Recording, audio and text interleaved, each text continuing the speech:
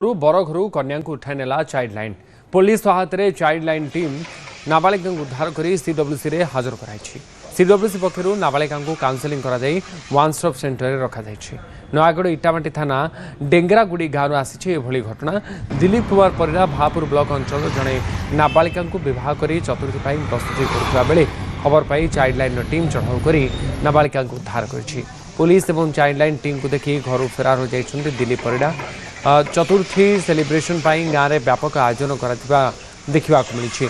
या पूर्व child line कन्या को पुलिस सहायता दिलीप घर उठाई आनी। जड़े अंगनवाड़ी हेल्पर निज पुओ को जड़े नाबालिका सहित बह कराइबा घटना एवं जिला प्रशासन मुंड व्यथार कारण होइछि।